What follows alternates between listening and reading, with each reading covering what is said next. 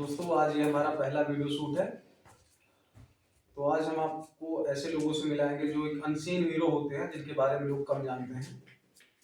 क्योंकि आप कई बार जो सेलिब्रिटी उनको जानते हैं, लेकिन जो रियल हीरो होते हैं उनको आप कम जानते हैं। तो आज आज हमारे साथ ऐसी एक व्यक्ति है, संदीप सर। सर आपका स्वागत है हमारे चैनल में। संदीप सर के बारे में यही बताना चाहेंगे कि एक संदीप सर एथलेटिक्स के इंटरनेशनल प्लेयर हैं, जिन्होंने भारत के लिए भी अपना सफर शुरू किया था। और आइए उन्हीं से कुछ जानते हैं। आप अपने बारे में कुछ बताएं, कहाँ से आप बिलोंग करते हैं सर? नाम तो इसको आप जानते हैं। जी जी। संदीप कुमार नाम है। जी। कौशाम्बी जिला है हमारा गांव, यमुना नदी के किनारे है। जो हाँ स्पोर्ट का कोई नामो निशान नहीं है। जी जी सर, वही सर हम आपसे ये जानना चाहते हैं कि ये सफर सर कैसे स्टार्ट हुआ, क्योंकि ग्रामीण इलाकों में स्पोर्ट्स को लेके इतनी रुचि नहीं रहती जितनी की पढ़ाई को लेके। तो सर आपसे हम डिटेल में जानना चाहते हैं कि गांव से निकल के आपने भारत का भी प्रतिभा किया उसमें, तो ये सब कैसे शुरू हुआ? गांव में प्राइमरी स्कूल होते हैं, जी तो वहाँ के गेम टीचर जो थे, नाम तो अच्छे से मेरे को पता नहीं है, विजय प्रकाश करके थे। जी। तो उन्होंने एक बार मेरे को रनिंग के लिए बोले कि रनिंग करेंगे हम लोग, और ब्लॉक स्तरीय गेम आने वाला है, बेसिक शिक्षा प्राइमरी वाला, वहाँ चल के हम लोग प्रतिभाग करेंगे। जी। तो वो लेके गए वहाँ, तो मुझे 50 मीटर भगवाए, तो उसमें फर्स्ट कर दिया। और फिर लॉन्ग जंप करवाया, उसमें भी मैंने फर्स्ट कर दिया। तो इनाम में बहुत सारे प्लेट हैं, गिलास हैं, चम्मच है, ऐसे तो इनाम में मिले तो बहुत खुश हो गया।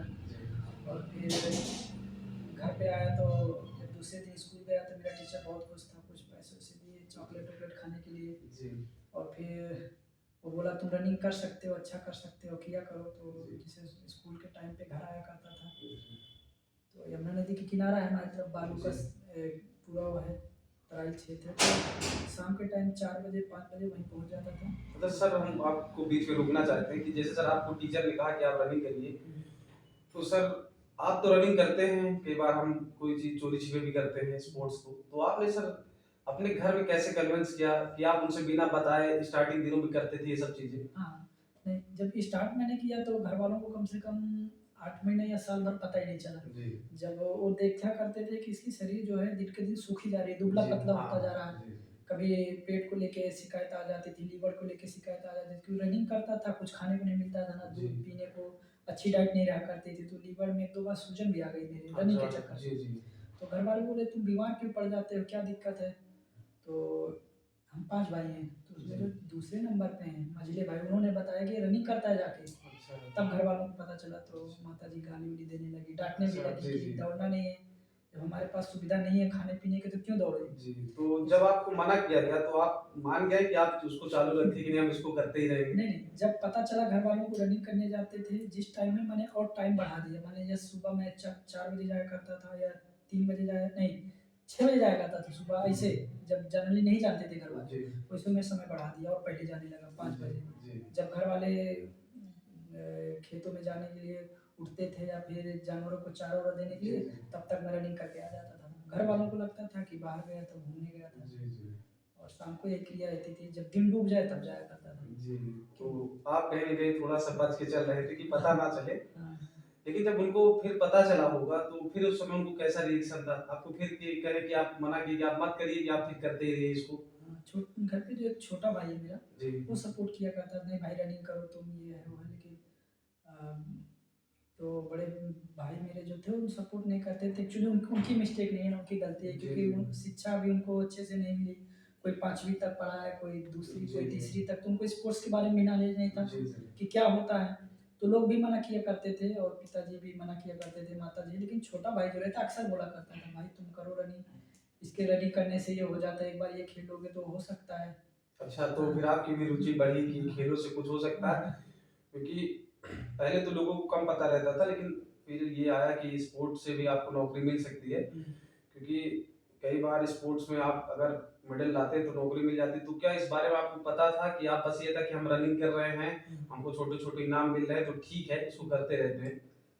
तो इसमें जैसे गांव में पुलिस वगैरह आया करती थी ना, जी तो जी हाइट लंबी रहा करती थी। जी जी हम ये सोचा करते थे उसमें का जो मेन आदमी रहता था, जैसे दरोगा हो गया, जी एसआई हो गया, वो जी अक्सर उसकी हाइट छोटी रहा करती थी। जी ये 80% हमने देखा है, जो जी जी अधिकारी होता है उसकी हाँ, हाइट छोटी। उसकी हाइट तो मायने नहीं हमको रखती। लगता है ये स्पोर्ट पर्सन होगा, जी ये खेल कूद में अच्छा होगा, इसीलिए बड़े रैंक में है। जी तो हमारे दिमाग में ही चलता करता था कि हम स्पोर्ट्स करेंगे तो जॉब जल्दी पा जाएंगे, जी। और हाइट हमारी थी नहीं, इसीलिए हम स्पोर्ट्स को ज़्यादा सोचा स्पोर्ट्स करने के बारे में। तो सर हम ये जानना चाहते हैं कि जैसे कि आपका ये सफर गांव से शुरू हुआ और इंडिया लेवल तक गया, तो सर इसके बारे में आप थोड़ा सा बताएं कि कैसे गांव से आप आए स्टेट लेवल, डिस्ट्रिक्ट लेवल, फिर आप इंडिया के लिए दौड़े।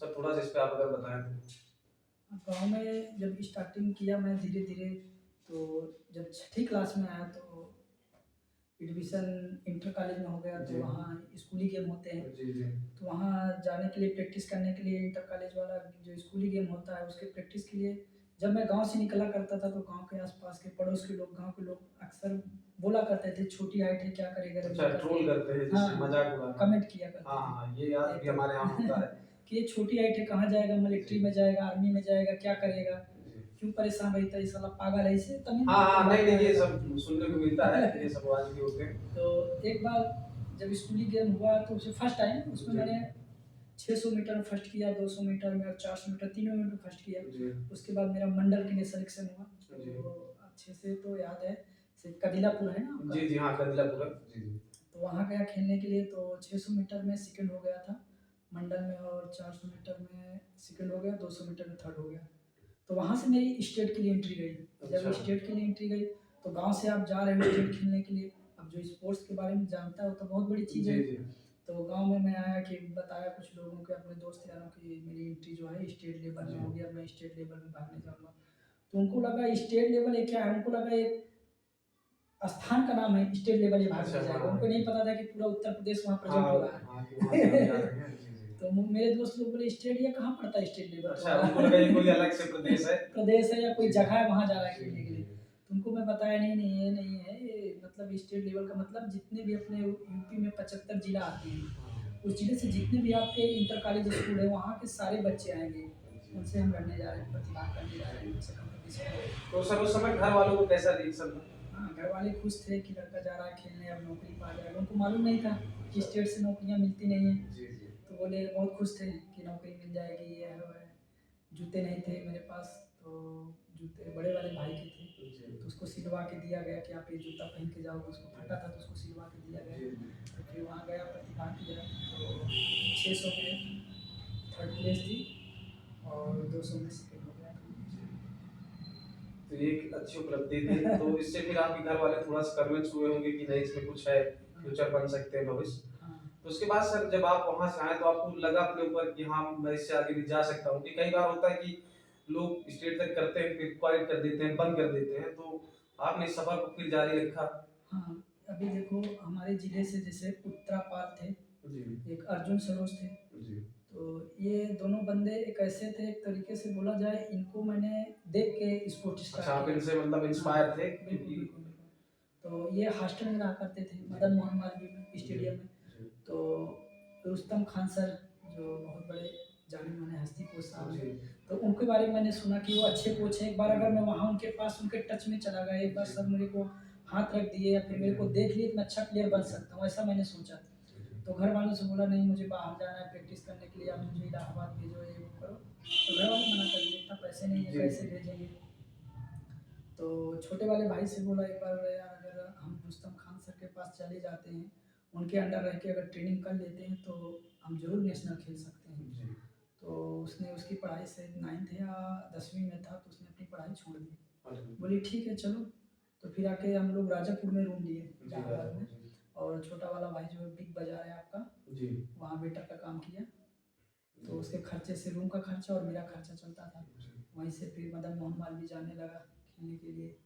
वहीं से फिर मेरा यूपी स्टेट फर्स्ट कंपटीशन पड़ा 2015 में लखनऊ में, जी स्पोर्ट्स कॉलेज में 2 किलोमीटर कंपटीशन जी। था अंडर 16 का। तो वहाँ फर्स्ट, क्योंकि गांव से आया था कभी, तो बड़ा ओपन था। जी अंडर 16 के लड़के जितने भी उत्तर प्रदेश के लड़के थे 16 साल से नीचे सारे उसमें प्रतिभाग कर सकते थे। जी जी बाउंडेशन था नहीं, 16 साल के आप नीचे रहो आप भाग सकते हो। जी तो बड़ा डर सा लग रहा था क्योंकि किसी के पैर में नाइक का स्पाइक या फिर हाँ एडिडास की जी स्पाइक, जी और हमारे पैर में तो वही नॉर्मल जूता था जी सेगा का, या फिर गोल्ड स्टार चलते थे हाँ उस गोल्ड टाइम, स्टार उसमें बहुत वाइट चलते कलर हैं। के, जी जी उस टाइप के जूते थे। तो बहुत डर लग रहा था क्या करूँगा क्या नहीं करूँगा।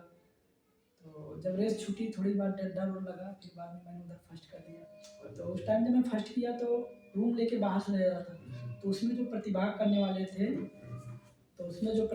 वाले थे, जी कुछ ऐसे थे जो हॉस्टल थे, जैसे आपके सैफई हॉस्टल है, सैफई स्पोर्ट्स कॉलेज है, आपका लखनऊ हाँ हॉस्टल है, लखनऊ हॉस्टल जी ऐसे करके आपके इलाहाबाद के हॉस्टल है। तो ऐसे कई हॉस्टलों से लड़के आए थे, जी तो मैंने उनको बीट किया, उनको मैंने लीड दिया। देखिए और ये एक बहुत बड़ी उपलब्धि होती है अगर आप हॉस्टल के बच्चों को बीट करते हैं, क्योंकि वो यही काम करते हैं परमानेंट। वो उनको इसी के लिए यूपी गवर्नमेंट एक अच्छा प्लेटफॉर्म देती है कि वो हॉस्टल में रहें, प्रैक्टिस करें। और अगर उनको कोई ग्रामीण क्षेत्र का लड़का पीछे छोड़ता है तो ये अपने आप में भी बहुत बड़ी उपलब्धि है। तो सर उस समय फिर आपके मन में ये नहीं था कि हॉस्टल के बच्चे हम इनसे हार जाऊंगा या ये दौड़ेंगे तो मैं जाऊँ, तो कोई उस समय आपके मन में इस तरह के विचार आ रहे थे कि बस ये था कि हम भागेंगे तो हम कर सकते हाँ, हैं? देखो उस टाइम मेरे एक ही मन में ख्याल चलता था जी कि हमारे जिले से अर्जुन सरोज हैं जो इस समय 2 बार इंटरनेशनल हैं, जी और उत्तरापाल हैं, नेशनल रिकॉर्ड भी बनाए थे जी 3 किलोमीटर। मेरे दिमाग में यही चलता था, जो इतने अच्छे प्लेयर यहाँ से, मतलब इस मदन मोहन मालवीय स्टेडियम से निकले, उनके कोच रुस्तम खान सर हैं, जी मैं उनके अंडर में हूँ, तो मुझे डर किसी बात का नहीं था। मेरे अंदर यही ज़हन था कि मैं एक रुस्तम खान सर है मेरे साथ, मुझे कुछ नहीं होगा, मैं मेडल लाऊंगा। तो वहीं से मैं नेशनल के लिए मेरी एंट्री हुई, जो रांची में था जूनियर नेशनल, 2 किलोमीटर का था। तो वहाँ जाके भी मैंने सेकंड जीता नेशनल में। तो फिर जब नेशनल में मैंने सेकंड मेडल जीता, तो वहाँ फिर अब पूरा भारत अपना था। जी तो हर स्टेट में 2 hostel, 3 hostel, 4 hostel, state national hostel, ऐसे बहुत सारे साई हॉस्टल है, उन सारे बच्चों को मैंने मारा।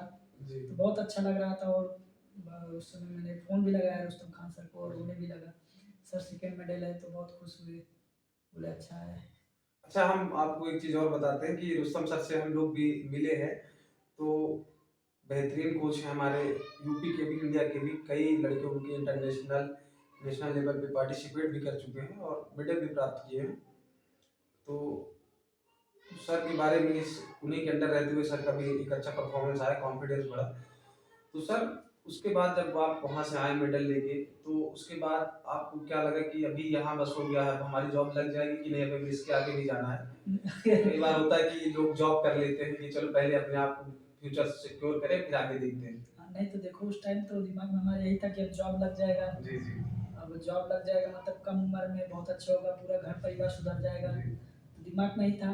और कुछ सुनने में आ रहा था कि मतलब कुछ नेशनल में आप मेडल ट्रैक इवेंट में जीतो तो मेडल पैसा भी मिलता है, जैसे अच्छा 75,000 फर्स्ट वाले को अपनी यूपी सरकार देती है, जी जी और सेकंड हो तो आप 35, 50, और थर्ड हो तो 35। ये भी सुना था, फॉर्म भरा था, पैसे वैसे नहीं मिले, थोड़ा निराश भी हो गया क्योंकि छोटा भाई अपनी पढ़ाई छोड़ के मेरे भी पाछे लगा था। जी जी मुझे लगा इधर मेडल जीता हूँ, पैसा पाऊंगा, सेकंड में 50,000 तो सब कन्वेंस हो जाएगा, उसकी भी पढ़ाई हो जाएगी। उधर पैसा नहीं मिला, थोड़ा निराश हुआ। लेकिन जो उधर मेडल आने के चक्कर में मेरे को कैंप भी टाटा कंपनी का मिला, टाटा एकेडमी का, जी जी जमशेदपुर में। बगीचा सर वहाँ के एथलेटिक्स कोच थे, तो वहाँ मैंने कैंप अटेंड किया, लगभग 20 या 22 दिन था। जी फाइनल ट्रायल हुआ, उसमें मैंने फर्स्ट किया 2 किलोमीटर में। तो बगीचा सर बोले कि एकेडमी हम लोग खोलेंगे, आपको उसमें रखा जाएगा। फिर बाद में मेरे को पता चला एकेडमी नहीं खुली, अच्छा, तो तो फिर आके हर जगह से इलाहाबाद निराशा ही मिल रही थी। हाँ, तो सर के बारे में आपको एक और जानकारी देना चाहते हैं कि सर ने तो अपनी उपलब्धियां बताई, लेकिन हमारी जो रिसर्च थी कि जब खेलो इंडिया आया था 2018 में पहली बार लॉन्च हुआ था भारत सरकार की तरफ से, तो सबसे पहले उसमें ट्रैक इवेंट हुए थे जिसमें यूपी का सबसे पहला मेडल जो था ब्रॉन्ज मेडल 3rd नंबर का, वो सर ही लेके आए थे। तो ये कहिए कि यूपी के लिए खेलो इंडिया में पहला मेडल जो सर ही लेके आए, तो सर उस समय आपको कैसा महसूस हुआ कि ये तो अरे मैं ही पहला मेडल लेके आ रहा हूँ यूपी के लिए? तो उस समय आपकी फीलिंग क्या थी? नहीं, बहुत अच्छा लग रहा था उस टाइम। देखो उस टाइम जब मैं 2018 में फर्स्ट खेलो इंडिया खेलने गया था जवाहरलाल नेहरू दिल्ली स्टेडियम में, जी तो उस टाइम मैं भोपाल नेशनल एकेडमी में हो गया था। जी जूनियर नेशनल जब मैं पहली बार रांची में खेला, वहीं से मेरे को नेशनल एकेडमी का कैंप भोपाल में मिला। जी 2017 के स्टार्टिंग में, जनवरी या फरवरी में मुझे भोपाल साइड में हॉस्टल मिल गया था नेशनल अकेडमी, जो ओमवीर सर हमारे इंडिया के कोच थे, जो जी। अच्छी गाइड करते थे। और एक विदेशी कोच थे होगो सर, जी। यही कोच थे, तो उनके अंडर में रह के मैंने ट्रेनिंग लेना चालू किया। फिर 2018 में एक हमारे इंडियन कोच बहुत अच्छी हैं, मैम हैं प्रतिभा मैम, जी। तो उनके अंडर में रह के फिर ट्रेनिंग किया मैंने। तो 2018 में जब मैं खेलो इंडिया खेला तो प्रतिभा मैम के ही अंडर में मैं ट्रेनिंग कर रहा था। तो फर्स्ट मेडल जब लगा बहुत अच्छा लग रहा था, क्योंकि उस टाइम सबसे बड़ी खुशी की बात ये थी कि मेरा गांव मुझे देख रहा था। अच्छा, मेरा गांव वो लोग भी देख रहे थे जो आपको हाँ। कहते थे क्या क्या क्या करेगी ये, कहाँ जा रहा है दौड़ने छोटी हाँ। हाइट लेके। तो जी। उस टाइम मेरा पूरा गांव मुझको देख रहा था, जी। जिले कौशाम्बी के अंदर जो मलीपुर गांव है। जी जी जी। तो घर पे तो टीवी थी नहीं, मोहल्ले की टीवी थी। तो वहीं एक बड़े वाले भाई को पता चला कि रेडियो टीवी में उसमें प्रचार था कि हमारे नरेंद्र मोदी जी जो है हाँ प्रधानमंत्री जी जी, हैं। मन की बात में हाँ, भी कई बार हाँ, जिक्र करते थे हाँ। खेलो इंडिया का। तो जी। उन्होंने इतना प्रचार करके रखा था तो कि गाँव लोगों को पता चल गया था। जी। तो टीवी लगाई गई घर पे, देखे कि अभी घर वाले बोल रहे थे संदीप आएगा भागने के लिए, हाँ। देखा जाएगा। तो टीवी लगी उसमें, तो रेस स्टार्ट हुई, उसमें मैं देख रहा रनिंग कर रहा था, उसमें टीवी में दिख रहा था। तो माता जी मेरे रो रही थी। भावुक फैमिली के लिए। तो बस वही थर्ड प्लेस लगा। तो घर वाले और खुश हुए कि उस टाइम हमारे माननीय नरेंद्र मोदी जी ने, प्रधानमंत्री जी जो है, उन्होंने अनाउंस भी किए थे कि एक मेडल पे जो है 5 लाख रुपए ऐसा कुछ जी, धनराशि हाँ, देने के हाँ, लिए धनराशि बोले थी थे। उस समय। तो वो भी नहीं मिला। अच्छा, वो भी नहीं मिला।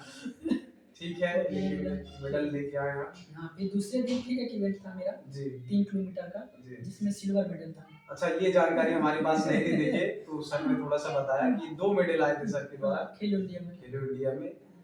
ये बहुत बड़ी उपलब्धि होती है क्योंकि खेलो इंडिया भी आसान होता नहीं है, पूरे देश के लड़के उसमें भाग लेते हैं। एक तरीके से टफ कंपटीशन है, अगर आप उसमें भी मेडल लाते हैं तो अच्छी बात है। तो सर उसके बाद ये तो रही हमारे नेशनल लेवल की बात। तो सर ये जब आपका इंटरनेशनल लेवल पे सिलेक्शन हुआ, ये सर कैसे हुआ? क्योंकि ये भारत से एक ही या 2 लोग जाते हैं, तो ये हुआ कैसे सर? मतलब इस बारे में आप कुछ बताएँ। ये जो साउथ एशिया मैराथन होता है, एक्चुअली मैं भागता था 5 किलो 10 किलोमीटर। जी। तो 42 किलोमीटर में चंदी पंजाब यूनिवर्सिटी में मैंने भागा। तो वहाँ मैंने टाइमिंग ठीक ठाक लगाया, 2 घंटा 26 या 28, अच्छे से याद नहीं है मेरे को, जी, ऐसे जी। कुछ में भागा। जी। तो वहाँ से मेरा सिलेक्शन हो गया south Asia marathon, Bangladesh Dhaka. जो शायद हमें याद है कि 2022 में हाँ, 2022 में आयोजित हुई थी जनवरी। बांग्लादेश जनवरी में। हाँ, तो जब वहाँ पे इंडिया टीम गई थी उसके सदस्य सर भी थे। हाँ। तो अब आगे की जानकारी सर से ही लेते हैं। तो सर फिर वहाँ के लिए जब आपका सिलेक्शन हुआ, तो जब ये आपको जानकारी मिली तो आपको उस समय कैसा लगा? फैमिली में आपने बताया तो उनका रिएक्शन कैसा था कि नहीं ठीक है आप जाइए? नहीं देखो, उस टाइम मैं बेंगलोर में बाहर से रूम लेके ट्रेनिंग कर रहा था। जी।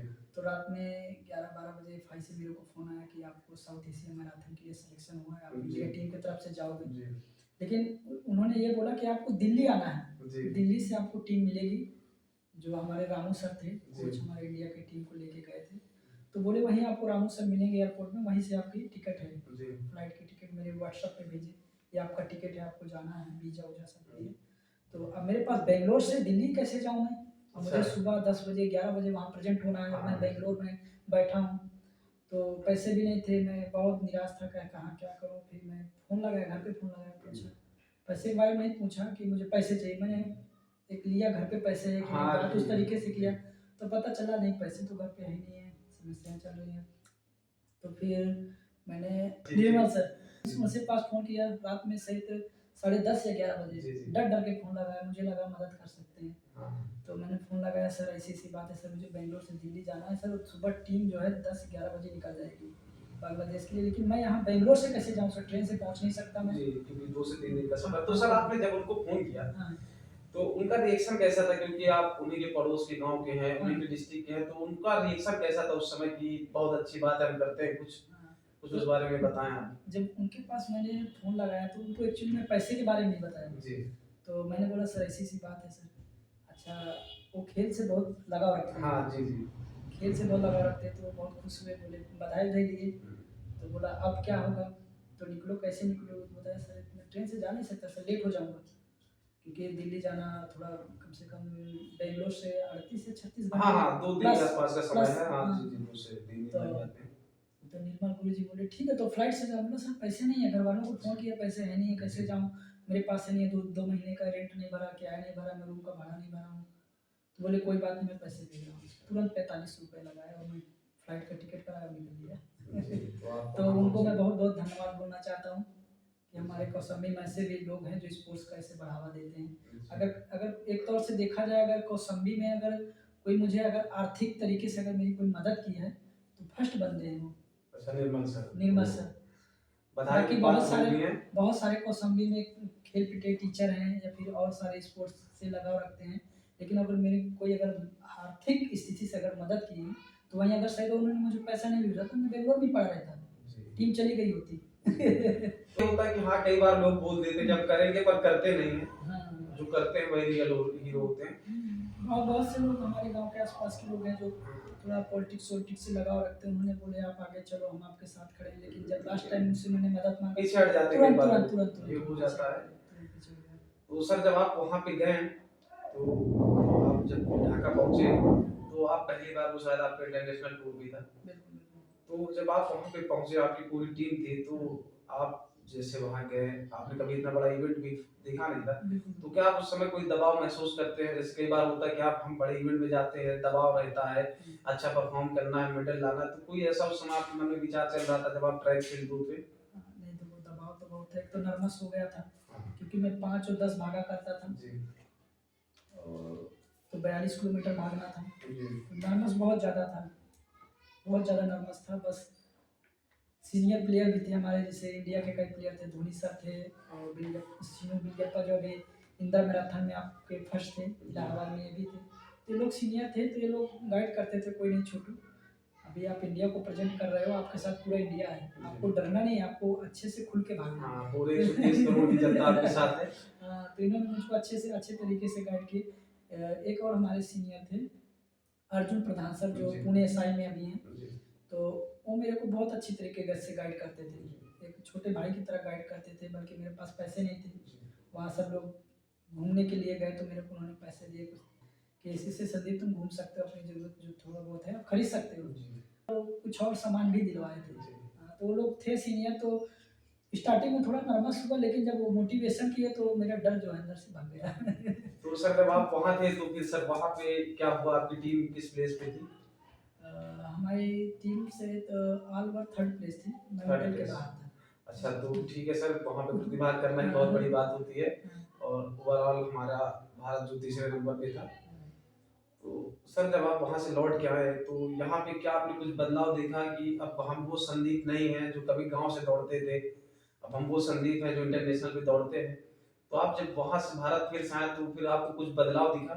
हाँ, जब देखो वहाँ से मैं आया तो बेंगलोर में गया ट्रेनिंग करने के लिए, तो वहाँ तो हमारे इंडिया के गढ़ है पूरा runner, Asia medalist, Olympic participate, तो उन लोगों के आगे मैं कुछ भी नहीं, एक जीरो था।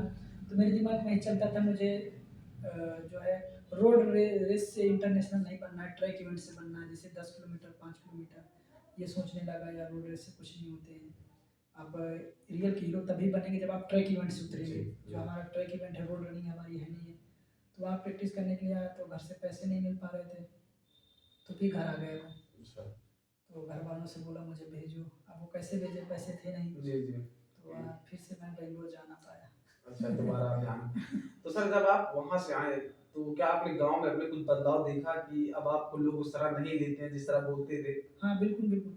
जब मैं बांग्लादेश से खेल के आया जी, तो जी। रेलवे स्टेशन से इलाहाबाद से दिल्ली आया, दिल्ली से फिर मैं ट्रेन पकड़ा अपने इलाहाबाद के लिए, तो जी। वहाँ से कुछ लोग थे जो इलाहाबाद इलाहाबाद लेने के लिए गए, जी। 4 व्हीलर से 2-3 4 व्हीलर अच्छे से बैंड बाजा करके लेके गए और मेरे को गाड़ी पे लेके गए घर के पास। जब 2-3 किलोमीटर पहले गया तो डीजे वीजे लगी थी, जी।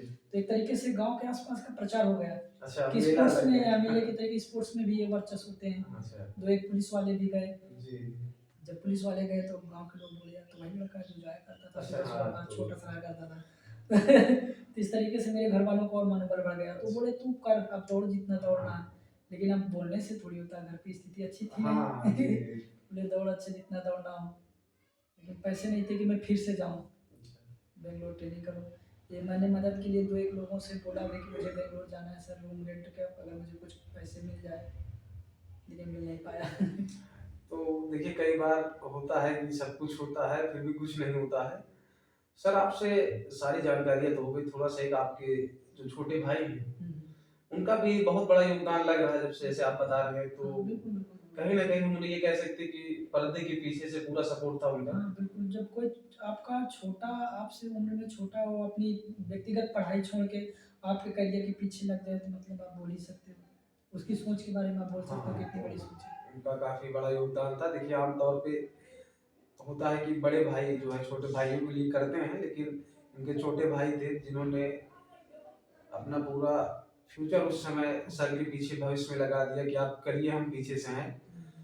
तो ये भी बहुत बड़ी बात है, उनका भी धन्यवाद है। तो सर के बारे में एक और जानकारी देना चाहते हैं कि सर अभी बतौर खेलो इंडिया कोच इस समय अपनी सेवाएं दे रहे हैं, और सर हमारे डिस्ट्रिक्ट में बतौर कोच नियुक्त हैं खेलो इंडिया के। इनका सेंटर यहीं पे चल रहा है, जिसमें सर के अंडर लगभग 100 से 150 बच्चे हाँ, इस समय सर भाग ले रहे हैं। हाँ, रजिस्ट्रेड जो खेलो इंडिया के 30 बच्चों को प्रशिक्षण देने का आया है। अच्छा। लेकिन अभी साथ में और गाँव के बच्चे आते हैं, तो उनको भी देखना पड़ता है।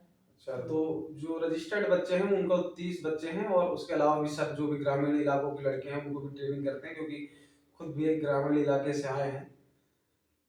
और ये बहुत बड़ी उपलब्धि है कि आप गांव से निकल के भारत के लिए दौड़ते हैं, अपना सफर वहां तक पूरा करते हैं। सर आपसे कुछ और जानकारियां लेनी थी कि सर जैसे कि आपके जीवन में स्पोर्ट्स को लेके सबसे यादगार पल कौन सा था आपके लिए? जैसे सबके जीवन में होता है कि हमने ये किया, तो सर आप बताइए आपका सबसे यादगार पल कौन सा था? तो मैं वही बोलूँगा, फर्स्ट नेशनल। फर्स्ट नेशनल, हाँ, क्योंकि जैसे कि जो पहली बार होता है वही हमेशा याद रहता है। First junior national first Ranchi. Junior national medal था सर का रांची में। सर जब जैसे कि सर आप देखते हैं कि स्पोर्ट्स को लेके जो हमारे यहाँ की फैमिली है वो अभी भी तैयार नहीं रहती है कि आप स्पोर्ट्स करिए। हाँ, तो क्या सर आप उनको कुछ कहना चाहेंगे कि हाँ स्पोर्ट्स में भी फ्यूचर है अगर आप अच्छे से करते हैं? हाँ, नहीं देखिए, अभी फैमिली वालों की इसमें मिस्टेक नहीं है। अभी आप अदर स्टेट में चले जाओ, जैसे आप राजस्थान चले जाओ या फिर हरियाणा चले जाओ या फिर कोई भी दिल्ली चले जाओ, आप अदर स्टेट में चले जाओ, तो वहाँ आप नेशनल मेडल जीतते हो, तो आपको घर वालों से सपोर्ट लेने की जरूरत नहीं है, आपको गवर्नमेंट पूरा ट्रीट करेगी। अच्छा। आपको स्कॉलरशिप के तौर पे 2 से ढाई लाख रुपए पॉकेट मनी दे देगी। आप 2 ढाई लाख रुपए पा जाओगे तो आराम से साल भर प्रैक्टिस करोगे।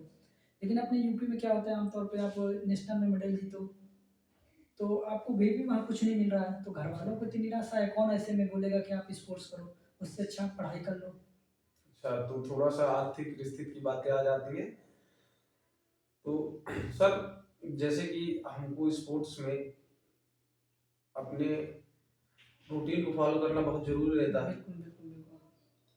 और डिसिप्लिन भी रहना जरूरी रहता है। सर आपसे ये जानना चाहेंगे कि एक स्पोर्ट्समैन और एक जब आप स्पोर्ट्स नहीं करते हैं तो उस समय आपके जीवन में क्या क्या बदलाव आते हैं जब आप स्पोर्ट्स को चूज करते हैं कि हम स्पोर्ट्स अब करेंगे, तो आप समाज से जुड़ के रह पाते हैं कि नहीं रह पाते हैं? नहीं तो देखो, जब आप स्पोर्ट्स करोगे तो ज़्यादा समाज में आप समय नहीं दे पाओगे समाज के लिए, क्योंकि आप प्रैक्टिस करो, प्रैक्टिस करने के बाद आके आपको रेस्ट करना है। तो काफी स्पोर्ट्स से अगर आप जुड़ते हैं तो काफी कुछ बदलाव आ जाता है फिर आपके बिल्कुल, जीवन में। बिल्कुल, आपको थोड़ा-सा ऐसे वातावरण में रहना पसंद करेंगे आप जहाँ शोर-गुल कम रहे, आपकी रिकवरी फुल होनी चाहिए। कि नहीं, आप प्रैक्टिस करके आओ, आप जाके गाँव के 4-5 लोगों के बीच में बैठो, अपनी एनर्जी लॉस करो। उस तरह का आपका दिनचर्या नहीं रहनी चाहिए। आप स्पोर्ट पर्सन हो, स्पोर्ट पर्सन अपने आप में रॉयल होता है आदमी। जब आप हज़ारों की भीड़ में दिख जाओगे कि आप स्पोर्ट पर्सन हो, तो आपकी रिकवरी, प्रैक्टिस सबको आपको ध्यान देना है। किस तरीके में आपको उस समाज में बैठना है, उठना है। तो सर ये कि कभी आपको लगा कि यार स्पोर्ट्स में कुछ नहीं होगा, अब इसको बंद करते हैं या हमसे अब नहीं हो पाएगा, क्योंकि कई बार होता है कि आप करते हैं नहीं होता, तो कभी आपके मन में ऐसे आया कि नहीं अब इसको बंद करते हैं, नहीं होगा कुछ इसमें? हाँ, नहीं बिल्कुल, बिल्कुल सही बात है। 2017 में मैं नेशनल क्रॉस कंट्री खेलने गया था जी। भिलाई में, मेरा ही छत्तीसगढ़। छत्तीसगढ़। तो वहाँ मेरा सेकंड प्लेस पड़ा। फिर उसके बाद मैं इंजर्ड हो गया, जी। इंजरी हो गई, एंकल ट्विस्ट हो गया था। तो उसमें मैं ट्रीटमेंट के लिए कम से कम 8 से 10 महीने रगड़ गया। मेरा एंकल ठीक ही नहीं हो रहा था। उसी इंजरी में मैंने एक यूथ नेशनल भी खेला जो हैदराबाद में था, वहाँ फोर्थ हो गया था। इंजर्ड में ही भागा मैंने, पूरा पेन हो रहा था, भागा तो रो रहा था कि अब मेरा कुछ नहीं होगा, क्योंकि जूते कई फिजियोथेरेपी एडवाइस की कि आप जूते चेंज कर दो, ठीक हो जाएगी आपके लिए। जूते बहुत नीचे से पूरे घिसे हुए हैं, फटे हैं जूते, क्योंकि बहुत ऐसे होते हैं जो जूते से भी इंजरी आ जाती है, जी जी। तो जूता चेंज करने के लिए भी पैसे नहीं थे। और उस समय ऐसा नहीं था कि आप महंगे जूते ले सकें। हाँ, नहीं उस टाइम में मैं हॉस्टल में भी रहता था, अच्छा। खाने की कोई दिक्कत नहीं थी, भोपाल चला गया था, लेकिन हॉस्टलों में जूते तो देते नहीं आपके, जी जी। तो जूते के भी पैसे नहीं थे। घर वालों को फ़ोन लगाया, मुझे तो जूता चाहिए, इंजरी है, 8-10 महीने से रगड़ रहा हूँ, ठीक नहीं हो पा रहा हूँ, क्या करूँगा, क्या नहीं करूँगा? बहुत निराश हो गया, तो फिर दिमाग में आया, कहीं ऐसा ना करूँ मैं वीज़ा-वूज़ा बनवा के बाहर चला जाता हूँ। अच्छा, उस समय ऐसा ख्याल आया कि उसको बंद बिल्कुल। करते हैं। हाँ, ब बंद करता हूँ, कहीं बाहर चला जाता हूँ जी। वीज़ा बनवा के, और वहाँ जाके थोड़ा-सा पैसे-वैसे कमाता हूँ। क्या करूँगा ऐसे, कब तक इंजरी लेके बैठूँगा? तो फिर सर जब आपके मन में ख्याल आया कि इसको बंद करते हैं, फिर आप कैसे खुद को मोटिवेट किए कि नहीं चलो फिर करते हैं? नहीं, साथ में सीनियर प्लेयर रहा करते अच्छा। थे, वो अपना, मैं रूम पे रेस्ट किया करता था, वो प्रैक्टिस करने के बाद आया करते थे, ब्रेकफ़ास्ट लेके आया करते थे वहाँ से, जी, जी। मेस से, तो देने के बाद मोटिवेशन किया करते थे, कि आप मोटिवेट किया करते थे, जैसे अभिषेक पाल हैं, अजय बिंद हैं, मुरली गावित हैं, ये लोग अक्सर मोटिवेट किया करते थे। हर्षद मात्रे थे, मनजीत सिंह थे, ये लोग हमेशा मोटिवेट, जो सब ये जो बिग प्लेयर हैं, अच्छा। इंटरनेशनल नामी जाने चेहरे हैं आपका, अभिषेक पाल, मुरली गावित, अच्छा। हर्षद मात्रे, मनजीत सिंह, तो वो मोटिवेट करते थे, मोटिवेट कहीं न किया कहीं उनका करते काफ़ी प्रभाव था हाँ, कि हाँ, नहीं बिल्कुल। कर सकते। छोटी-मोटी स्थिति में थोड़ा टिकट-विकट करवाना पड़ता था, तो ये लोग मेरा बहुत सहयोग करते थे, क्योंकि जानते थे कि इसके पास पैसे नहीं हुआ करते थे। कभी अभिषेक पाल करवा दिया करते, कभी मुरली गावित करवा दिया करते थे। जी। अच्छा सर, जैसे अभी आपने स्पोर्ट इंजरी की बात की, तो सर ये कितनी खतरनाक हो सकती है कि एक प्लेयर का करियर भी खत्म कर सकती है, अगर स्पोर्ट इंजरी हो गई, अगर आप उसको ध्यान नहीं देते हैं? लेकिन आपको इंजरी हुई, आप उस पे अगर लापरवाही किए, तो आप स्पोर्ट को फिर भूल ही जाओ। क्या सर हम ये कह सकते हैं कि नॉर्मल इंजरी और स्पोर्ट इंजरी में बहुत फ़र्क होता है? बिल्कुल, बिल्कुल, क्योंकि आपको जब स्पोर्ट इंजरी होती है, तो आपको इंजरी तब आती है जब कोई एक्टिविटी आप करते रहते हैं। तो उसमें अगर मसल्स फटते हैं, या फिर लिगामेंट कहीं से क्रैक हो गया, कुछ हो गया, तो वो आपको बहुत क्लियरली आपको रिकवरी लेनी चाहिए, नहीं तो आप लंबे घस जाओगे। अच्छा। लंबा हो जाता है।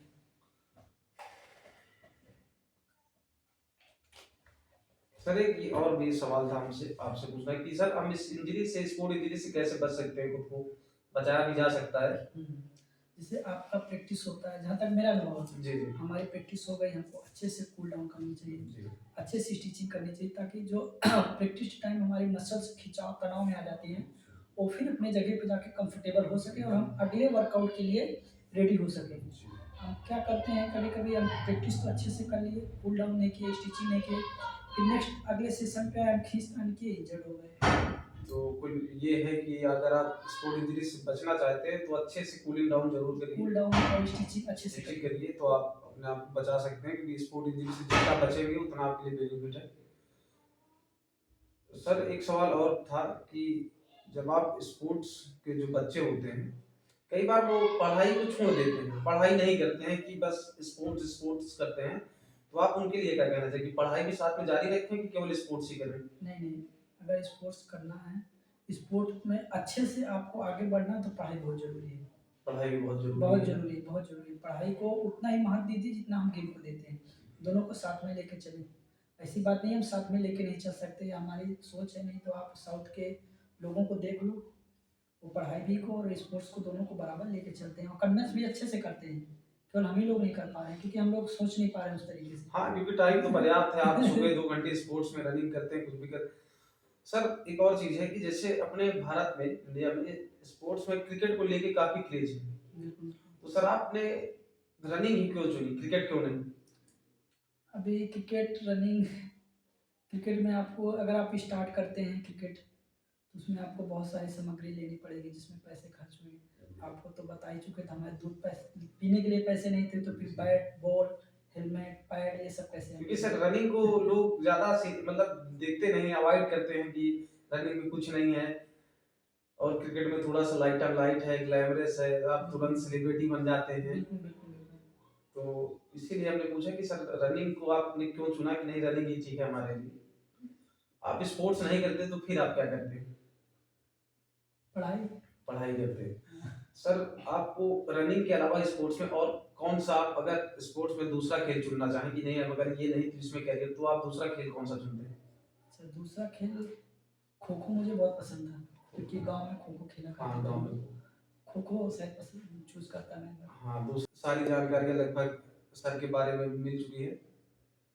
स्पोर्ट्स से रिलेटेड जो भी सवाल है इसके बाद कुछ देर बाद हमारे दूसरे जो मेंबर हैं वो पूछेंगे। कैसे हैं सर आप अभी? बस ठीक है। बढ़िया। सर अपने बारे में थोड़ा सा बताइए, अभी कैसे आप स्पोर्ट्स पर्सन आपकी लाइफ शुरू हुई? स्पोर्ट्स तब स्टार्ट किए तब हमारे गांव में बोले तो बदी है, कबड्डी है ना, या बैट बॉल, क्रिकेट है, इसके सिवा किसी गेम के बारे में हम लोग जानते नहीं थे। तो उस टाइम प्राइमरी स्कूलों में जो है खिलाया कुदाया के लिए ले जाया करते थे स्पोर्ट्स के लिए। तो उस टाइम मैंने रनिंग चूज़ किया क्योंकि मुझे लगा रनिंग अच्छा है, इसमें किसी का बस नहीं है ना, इसमें चीटिंग हो सकती है। आपके पास जितना पावर है, जितनी ताकत है, आप दिखा के लेके जाओ, फर्स्ट हो तो फर्स्ट हो। ये बहुत सारे गेमों में होता है, बेईमानियाँ होती हैं। ऐसा क्रिकेट में आप देखोगे तो अगर टीम में एम्पायर भी अगर सेम टीम का है तो वो कहीं ना कहीं अपनी टीम को विन करने के लिए चीट कर देता है थोड़ा बहुत, है ना? तो आप अपना स्पोर्ट्स रनिंग आप चूज की? अच्छा भी लगता था दौड़ना। ऐसा मुझे लगता था दौड़ से आसान कुछ नहीं है। हाँ, बिल्कुल, बिल्कुल। तो सर आप कब से अपनी रनिंग स्टार्ट की? किस एज में थे आप? एज 12-13 साल का था तब से स्टार्ट कर दिया मैंने। 12-13 साल की एज में रनिंग स्टार्ट किया आपने। हाँ, उस टाइम जब आपने रनिंग स्टार्ट की 10% थे, राइट? हाँ, उस टाइम छोटा था तो मेरे हाइट के कंपटीटर मुझको मिला नहीं करते थे, तो उनको मार के उनके कंधे के बराबर रहा करता था मैं, उनको मार के मुझे बहुत अच्छा लगता था क्योंकि हाँ। मुझसे इतना लंबा है, मैंने उसको मार के बहुत खुश हुआ करता था। मतलब आप बचपन से ही रनिंग में काफी अच्छे थे, हाँ। तभी आप अभी इंटरनेशनल प्लेयर बन भी गए। बिल्कुल बिल्कुल, जैसे प्राइमरी स्कूलों में लंच होता है ना, बोले तो खाने वाने का जब छुट्टी होता है, हाँ। तो उस टाइम हम अपने दोस्तों के साथ खेला करते थे, छुआ छुड़िया जिसको बोलते हैं। उसको उस पेड़ को टच करके आना है, इसको भी टच करेंगे, तो उसमें बहुत आगे आता था। हाँ, वो सब गांव में तो ऐसा होता है कि कभी छू के आना है दूसरे का, हाँ, वो गेम काफी इंटरेस्टिंग होता है। तो उस दोस्त से मुझे आप पर्सनली बुलाया करते, संदीप कहाँ है, संदीप मेरे टीम में रहेगा। अरे वाह, ये बहुत ही अच्छी बात है, मतलब कि आप काफी रोल प्ले करते थे उस गेम में, हाँ। तभी आप बुलाते थे कि अरे वो है तभी खेलेंगे हम। और जैसे क्रिकेट होया करता था, गांव के लड़के ये कहाँ जाते थे, जहाँ ज्यादा गेंद जाएगी उसी एरिया में खड़ा करते थे। ओह, मतलब अभी मेरे को अभी आपसे बात करके आइडिया मिल रहा है कि तो काफी एक्टिव स्पोर्ट्स पर्सन है। दो दो प्लेयरों को कवर करता था फील्डिंग में। अरे बात है। जब आपने अपना करियर शुरू किया तो आपकी लाइफ में कौन सबसे ज्यादा रोल प्ले किया? छोटे भाई को मैं ज्यादा श्रेय दूंगा। आपके छोटे भाई? माता जी, देखो माता जी तो थे, उनको तो पूरा परिवार लेकर चलना पड़ता था, तो उसको मुझे व्यक्तिगत खर्चा दे नहीं सकती थी, और उनको कहीं से काम वाम करके या पैसों से आता नहीं था, वही किसानी खेती किसानी पिताजी के साथ खेतों में जाना पड़ता था। लेकिन हमेशा मोटिवेट किया करते थे माता जी, देखो ये मत करो, हमारे पास इतने पैसे नहीं है जिससे आप हमको डाइट दे सके, दूध पिला सकें, आप पढ़ाई करो, पढ़ाई से अच्छे पढ़ लिख के अच्छे हो सकते हो, नौकरी कर सकते हो, मोटिवेट किया करती थी। लेकिन धीरे धीरे जब मेरा स्पोर्ट्स में अच्छा होने लगा, बढ़ने लगा, गांव गांव से लेके जिले, जिले से लेके मंडल, स्टेट, ऐसे प्रतिभागों में अच्छा करने लगा, तब माता जी सपोर्ट करने लगी कि नहीं इसमें भी हो सकता है कुछ। सर आप बताएंगे फैमिली के अलावा भी आपको किस किन लोगों ने सपोर्ट किया फाइनेंशियल और काफी आपको मोटिवेट किया उस चीज में? स्पोर्ट्स में देखो मोटिवेट करने के लिए तो हमारे उस्ताद गुरु जी हैं, तो हमेशा टाइम टू टाइम फ़ोन करके पूछा करते थे रनिंग कर रहे हो नहीं, हाल चाल मतलब बराबर लिया करते थे। और इस जब भी उनकी बातें हों हमसे, उनसे तो केवल स्पोर्ट्स के बारे में बातें हों। और पैसे से मदद कौन किया, तो पैसे से मदद निर्मल निर्मल सर हैं, जो उन्होंने मेरे पैसे से मदद की है। जब मुझे बाहर जाना था, टूर लगा था इंडिया का, इंडिया प्रेजेंट करना था बांग्लादेश साउथ एशिया में था, तो उस समय मेरे बेंगलोर से दिल्ली जाने के लिए पैसे नहीं थे, तो उस समय मेरे को फ्लाइट का टिकट उन्होंने दिया है, मैं बहुत बहुत धन्यवाद करता हूँ। और फिर मुरली गावित हैं, ये हमेशा मतलब जॉब तो करते नहीं थे, उनका स्टेट उनको स्टेट जो था उनका गुजरात, उनको स्कॉलरशिप दिया करती थी, तो स्कॉलरशिप में कई बार मुझे अपने व्यक्तिगत अपने खर्चे से मेरा खर्चा देखा और बोले तू अच्छा कर, पैसे के लिए मत सोचा कर ज़्यादा, तू अच्छा कर बस। भोपाल से ऊटी ले गए ट्रेनिंग करने के लिए, ऊटी में इतना महंगा सिटी, ऊटी कहाँ पड़ता है सर? ये तमिलनाडु में है। तमिलनाडु में ऊटी। अपने खर्चे से पूरा ले जाना और फ्लाइट से ले जाना वो भी, और फिर फ्लाइट से रिटर्न लेके आना, पूरा वहाँ का रूम खर्चा और डाइट पूरा मेंटेन, 2-3 महीने किया बंदा ने, बहुत हेल्प किया। आज भी अगर उनके पास बोलता हूँ कुछ ज़रूरत है तो तुरंत अरे वाह! बहुत बहुत ज़्यादा हेल्प रोल प्ले कर रहे हैं आपकी मुरली लाइफ का में। मुरली का भी बहुत जी, हेल्प। मैं तो उन्हें बहुत एप्रिशिएट करूँगा अगर एज़ अ स्पोर्ट्स पर्सन अगर आपको सपोर्ट कर रहे हैं, वो भी स्पोर्ट्स में रुचि रखते हैं? इंटरनेशनल इंटरनेशनल प्लेयर है? हाँ, प्लेयर है या कोच है? नहीं प्लेयर है। इंटरनेशनल प्लेयर है। 2020 में वर्ल्ड चैंपियनशिप में मेडलिस्ट 10 किलोमीटर। अरे वाह! सर मैं तो पहली अभी बार नाम सुन रहा हूँ। अभी हाल में ही आपका ओपन नेशनल और नेशनल गेम में उन्होंने गोल्ड किया। अभी नेशनल गेम आपका चल रहा था, उसमें उन्होंने गोल्ड किया, ये गोवा में जो चल रहा था। और ओपन नेशनल हुआ बेंगलोर में, उसमें उन्होंने गोल्ड किया 5 किलोमीटर में। Big player. और आपको बोले तो अभिषेक पाल, इन्होंने कई बार मदद की। कभी मुझे आने जाने का अगर किराया वगैरह के पैसे नहीं दिया करते थे ट्रेन के टिकट पे, तो उन्होंने कई बार टिकट करके दी। और रिटर्न पैसे कभी नहीं मांगे कि पैसे दे देना छूटू ये है वो कभी नहीं बोले। बस यही बोला करते थे अच्छा करना, अगर जरूरत पड़े तो बताना। अरे बढ़िया आप सर। अच्छा करो तो सीनियरों को कहीं ना कहीं सपोर्ट मिलता है आपको। बिल्कुल, बिल्कुल, बिल्कुल। सर आपके कोच कौन रहे? कुछ मैंने जब गांव से स्टार्ट स्पोर्ट किया, तो गांव से जब मैंने एक पहली बार स्टेट खेला, फिर स्टेट खेलने के बाद मैं घर आया जब, तो मैंने सोचा, क्योंकि हमारे ज़िले से कई प्लेयर थे जो नेशनल में मेडल जीत चुके थे, जैसे अर्जुन सरोज हैं, उत्तरापाल हैं। तो इन लोगों को पता चला ये इलाहाबाद में जो है कंपनी बाग है, मदन मोहन मालवीय स्टेडियम, वहाँ ट्रेनिंग करते हैं, एक हॉस्टल है, वहाँ ट्रेनिंग करते हैं, जिनके कोच रुस्तम खान सर है। तो मेरे को रुस्तम खान सर? रुस्तम खान अरे सर तो हैं। मैंने तो उनसे खुद पर्सनल ट्रेनिंग ली है सर।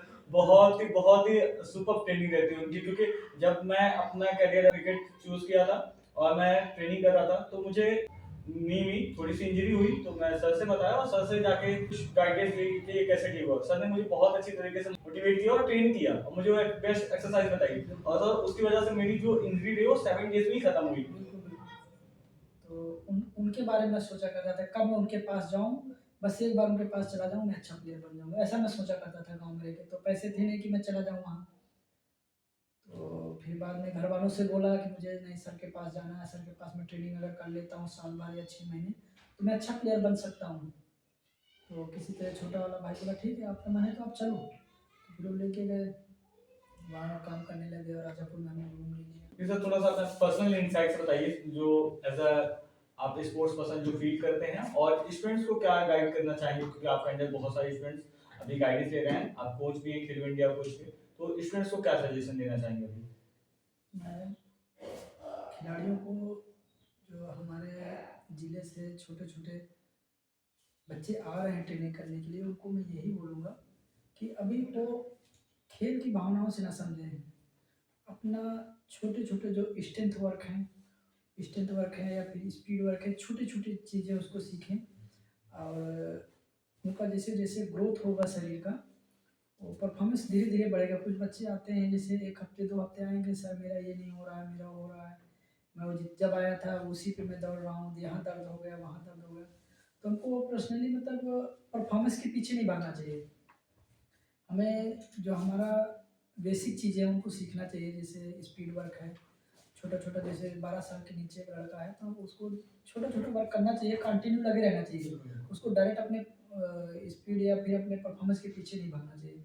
और सबसे बड़ी डिसिप्लिन, डिसिप्लिन है आपके अंदर तो स्पोर्ट्स कोई बड़ी चीज़ नहीं है। डिसिप्लिन है तो आप स्पोर्ट्स कर सकते हो। तो सुबह उठना, सुबह उठ के आप जब ग्राउंड आते हैं तो अपने आप को पहले रेडी करें, क्योंकि जब हम स्वस्थ रहते हैं, स्वच्छ रहते हैं तो हमारा मन, तो डिसिप्लिन में होना बहुत ज़रूरी है। आप टाइम से आपको सोना है, क्योंकि आजकल के बच्चों के पास बोला जाता है घरों में 2-2 3-3 फ़ोन है। तो पता लगा सोने के टाइम में मोबाइल चला रहे हैं, खाने पीने के टाइम में मोबाइल चला रहे हैं, तो उनका खाने का ना शेड्यूल पता, ना तो रेस्ट करने का शेड्यूल पता। तो ऐसे में इंजरी आने के ज़्यादा चांसेस रहते हैं। तो आप टाइम टू टाइम रेस्ट करिए, अच्छी डाइट लीजिए। आप जब छोटे-छोटे कंपटीशन अभी खेल रहे हो, आपके पास बड़े कंपटीशन नहीं है, आप स्पोर्ट स्टार्ट कर रहे हो, तो आपको ज़्यादा डाइट की ज़रूरत नहीं है। आप चने हैं, दूध है, दलिया है, दूध ले रहे हो बहुत है, फ्रूट ले रहे हो, ड्राई फ्रूट ले रहे हो बहुत है इतना। तो डिसिप्लिन में रहिए। और बोला जाए तो आप कब रेस्ट करना है, प्रैक्टिस पे कैसे आना है, कब करना है, क्या करना है, ये आपको अच्छी तरह बता ही जाता है। तो मैं यही बोलना चाहूँगा बच्चों को, तो उसको ध्यान से सुना करें। ये नहीं अगर कोई वर्क बताया गया तो आप उसमें कंपटीशन में लग जाओ। कंपटीशन में नहीं लगना है, उसको समझना है, क्या बोला गया है, क्या करना है। क्योंकि हमारे बैच में, हमारे ग्रुप में कुछ लोग रहा करते थे, अगर हमारा कोच बोल दिया आपको ये करना है, तो वो तो कर ही रहे हैं, पर उसी में हम लोग कंपटीशन कर डालते थे। जैसे बोल दिए 6 किलोमीटर पेस करना है, तो उसी में लोग कंपटीशन कर डालते थे। पता चला अगला सेशन जो है, अगला और वर्कआउट है, उसमें हम अच्छा नहीं कर पाते थे, क्योंकि इसमें हम पूरी जान लगा दिए। तो जो वर्कआउट कोच बोलता है वो बहुत सोच समझ के बोलता है। वर्कआउट टू वर्कआउट करना चाहिए, अपनी एनर्जी को बैलेंस बना के रखना चाहिए। जहाँ हमको एनर्जी वेस्ट करनी है वहाँ वेस्ट करनी चाहिए, प्रैक्टिस पे नहीं। प्रैक्टिस पे हमें हमेशा जान बचा के रखनी चाहिए। थैंक यू सर, आपसे बहुत अच्छी गाइडेंस मुझे मिली, मतलब एज अ स्पोर्ट्स पर्सन जो फील करता हूँ मैं भी, तो बहुत ही अच्छी आपने टिप्स दी है एज अ डाइट को लेके और पर्सनल ट्रेनिंग को लेके। आपके साथ मैंने पहला पॉडकास्ट शूट किया अपना। आपके थ्रू हम लोग जाने जाएंगे, अब लोगों के बीच में हम लोग भी परिचय होंगे कि हम कौन है कौन नहीं। नहीं तो अभी तो हम लोग वैसे जहाँ है वहीं सेम टाइम को कोई जानता नहीं था। अब आप लोग जानना चाहते हैं हमारे बारे में, लोगों को बताना चाहते हैं, बहुत अच्छा लग रहा है। तो इसी तरह हमारे ज़िले में बहुत सारे प्लेयर हैं जो हमारे देश के लिए या फिर प्रदेश के लिए कार्य किए हैं, अच्छे अच्छे मेडल जीते हैं, जो उनको लोग बहुत कम तरीके से जानते हैं। जैसे आपका सुनीता सरोज है, अर्जुन सरोज हैं, 2 बार इंटरनेशनल हैं, उत्तरा पाल हैं और उत्तम यादव हैं। ऐसे कई सारे प्लेयर हैं जो लोग उनको जानना नहीं चाहते हैं या फिर उनके बारे में जानते ही नहीं, हम एक तरीके से बोल सकते हैं। थैंक यू सर, कोशिश करूंगा कि अगले पॉडकास्ट में मैं सुनीता सरोज को बुलाना चाहूंगा अपने पॉडकास्ट में, क्योंकि वो भी अनसीन रियल हीरो है, एक इंटरनेशनल प्लेयर भी रह चुकी है। तो कोशिश करूंगा उनको सेकंड पॉडकास्ट में बुलाने के लिए। आपका थोड़ा सपोर्ट चाहिए था मुझे, प्लीज आप उनको अपने साथ लेके आइएगा मेरे पॉडकास्ट में। बिल्कुल ठीक है, धन्यवाद। Thank you sir.